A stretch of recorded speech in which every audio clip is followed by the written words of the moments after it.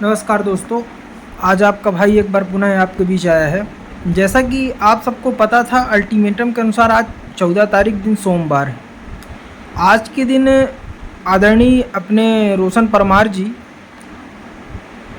आज से कलमबंद हड़ताल करने की एक आह्वान के साथ बीड़ा उठाए थे और कल रात की शांति से ही समझ में आ गया था कि आज वो क्या करने वाले हैं। उन्होंने ना तो हड़ताल किया, ना किसी को करने दिया, यहाँ तक कि आज दिनांक तक जितना 12 सालों में उन्होंने सबको पागल बनाने का काम किया, वो पुनः पागल बना के भागने की कोशिश की है। आप सबको पता है कि उसी दिन जिस दिन ये लोग गए थे, एसडीएम साहब के द्वारा नगर परिषद में टेम्परेरी रूप में अगर उनकी पत्नी को नौकरी देने की बात की गई, उससे एक एक जीआरएस जानता है कि उससे उनकी कोई भलाई नहीं। रोशन जी, आपकी नीति पहले से ही गड़बड़ थी। अवकाश के दिन में आपने 3 दिवस का अवकाश लिया, जबकि उस टाइम पे अवकाश था। दूसरी बात, आपकी मेन लड़ाई उस चीज़ की थी कि आप विभाग से, यानी कि अपने विभाग से जिस तरीके से आम कर्मचारी को अनुकंपा नियुक्ति मिलती है, उस तरीके से आपको अनुकंपा नियुक्ति दिलाना था। ना कि मैं पहले भी बोला था कि अगर कोई झुंझुना पकड़ाए तो झुंझुना पकड़ के वापस नहीं आना था। आपने ना तो हड़ताल की, लड़कों की भावनाओं के साथ खिलवाड़ की। आपकी 12 साल से लगातार आदत है खिलवाड़ करने की। मुझे पता है कि आज की मेरी बात आपको बुरी लगेगी, मैं बहुत अच्छे से जानता हूँ। मैं बुरा बोलता हूँ, पर ये भी जानता हूँ कि 20,000 में से 17,000 जीआरएस को बहुत अच्छी लगती है। उन्हीं को मेरी बात बुरी लगती है जो आपके अंधभक्त हैं, जो आपके चमचे हैं, जिनको आप गुमराह करने का काम करते हो, जिनको आप पागल बनाने का काम करते हो, जिनको आप अपना अध्यक्ष का नहीं मंत्री परिषद का वाहिदा बताते हो। उनको आपकी बातें पसंद आती हैं और मेरी बातें बुरी लगती हैं। मैं जानता हूँ, वो सादे कागज में लिखे लेटर को आप नौकरी बताते हो। यही होती है अनुकंपा नियुक्ति। यही दिलाने के लिए आप अध्यक्ष बन के गए थे। ये अध्यक्ष का काम नहीं है। ये अनुकंपा नियुक्ति एक व्यक्ति की नहीं थी। एक व्यक्ति के लिए अनुकंपा की लड़ाई नहीं लड़नी थी। आने वाले भविष्य में, बीते हुए काल में जितने भी जीआरएस की मृत्यु हुई है, उनके लिए लड़ाई लड़ना था, ना कि एक खंडवा के लिए।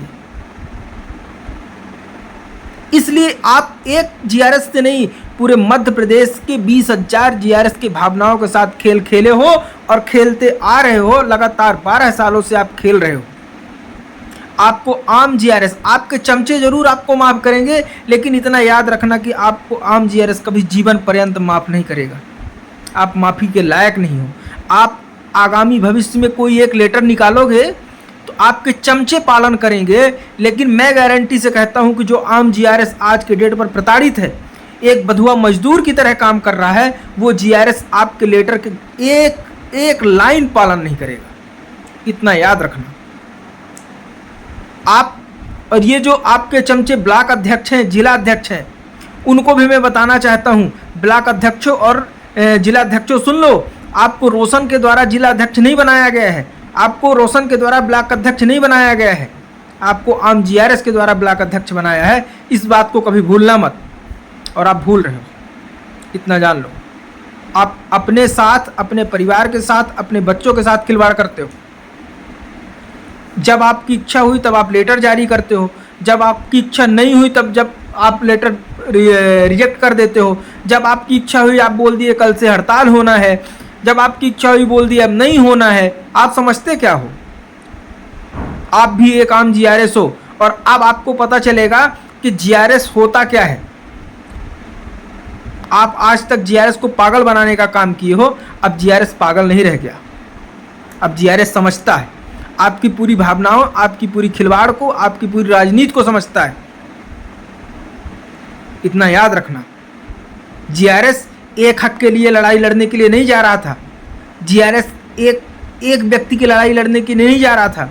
जीआरएस पूरे 20,000 जीआरएस के लिए लड़ाई लड़ने जा रहा था। जीआरएस अनेक हक और अनेक मांगों के लिए लड़ाई लड़ने जा रहा था।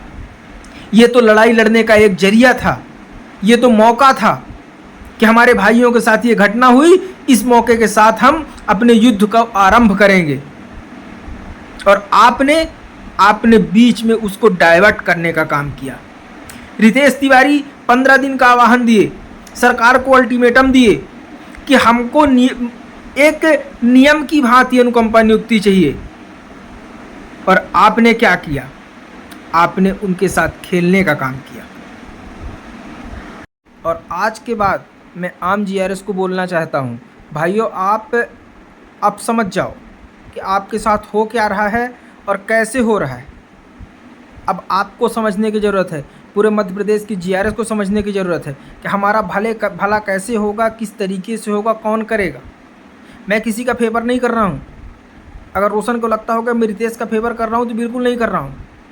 मैं फेवर में नहीं बोल रहा हूँ किसी के, लेकिन जो सच्चाई है वो बोल रहा हूँ। लड़ो तो नियम से लड़ो, हिम्मत करके लड़ो, भागो मत। और आप भागने का काम करते हो। एक इरादा बना के लड़ो। इसके पहले भी मैं बोला हूँ कि आपको लड़ना है तो इरादे से लड़ो, तैयारी से लड़ो। ये कोई नौकरी नहीं है, आप इतना जान लो। अरे आपका विभाग ना तो लेटर जारी किया, ना कोई नियमावली हुई, किस भरोसे पे आप बोल दिए कि उनको मिलेगा? कंटरजेंसी में लिख के दे देंगे, जितने दिन मन पड़ेगा उतने दिन रखेंगे, इसके बाद भगा देंगे। यही है अनुकंपा नियुक्ति, यही होती है अनुकंपा नियुक्ति। आपकी नज़रों में ये होती होगी, लेकिन आम जीआरएस की नज़रों में ये अनुकंपा नियुक्ति नहीं है। और आप भगवान नहीं हो। आज एक भाई के साथ हुआ, कल किसी और के साथ भी हो सकता है। तो बस ऐसे ही कहीं किसी को अब मुझे तो नहीं लगता, आए दिन तो कोई नहीं लड़ेगा। किसी एक विषय की लड़ाई रोज़ रोज़ नहीं लड़ी जाती है। किसी एक विषय की लड़ाई एक बार लड़ी जाती है और उसको पुख्ता परिणाम हासिल करने के बाद ख़त्म की जाती है। अगर आज ये अनुकंपा नियुक्ति का नियम लागू होता तो पूरे मध्य प्रदेश के समस्त जीआरएस पे लागू होता, तब ये लड़ाई सार्थक कहलाती और ये लड़ाई लड़ने योग्य है। आज भी मैं कहता हूँ कि आप भाग रहे हो, लेकिन आगामी दिनों में मैं बता रहा हूँ कि इसके संबंध में लड़ाई लड़नी पड़ेगी और विधिवत लड़ाई लड़नी पड़ेगी। देख लेना है आप। बिना लड़े ना तो आज तक कुछ हासिल हुआ है, ना आज हासिल होगा। आपको भी ये पता है कि आज एक लेबर मिस्त्री का रेट हो चुका है 500-600। मिस्त्री तो 900 में काम करता है, हम लोग तो मिस्त्री के बराबर भी नहीं है।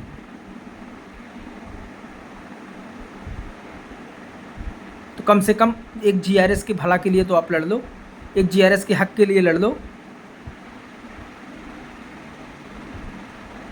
दोस्तों, मैं आम जीआरएस से हाथ जोड़कर निवेदन करता हूं कि आप लोग अपनी तैयारी में जुट जाओ।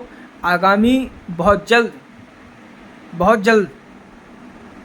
10 दिन, 15 दिन, समथिंग 20 दिन अपन एक विधिवत तरीके से तैयारी करेंगे, लड़ने वाले व्यक्ति का साथ देंगे और हर एक व्यक्ति, हर एक जीआरएस के लिए जो भला हो, जो उनके हक का हो, ऐसी लड़ाई लड़ेंगे। और पूरे मध्य प्रदेश के जीआरएसों को अब जगाना चाहता हूँ, अब ये चमचागिरी छोड़ दो। अगर अभी भी आप रोशन को नहीं पहचान पाए तो कभी जीवन में नहीं पहचान पाओगे और आप ऐसे गर्त में जाओगे। इनका काम है, ये नहीं लड़ेंगे और ना किसी को लड़ने देंगे। अगर ये लड़ने देंगे तो इनका अस्तित्व डूब रहा है।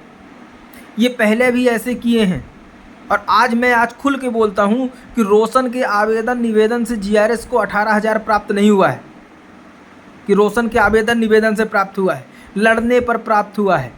और ये मध्य प्रदेश का पूरा जीआरएस जानता है कि अगर 75 दिन की हड़ताल नहीं होती तो आज जीआरएस 18,000 में नहीं पहुंचता। बस इसी के साथ मैं अपनी वाणी को विराम देता हूं और समस्त जीआरएस भाई से कहता हूं, ये वीडियो रोशन तक जरूर पहुंचाना। रोशन को सुनना चाहिए। मुझे इस बात का गम नहीं है और डर नहीं है रोशन का, मैं डरता नहीं हूं।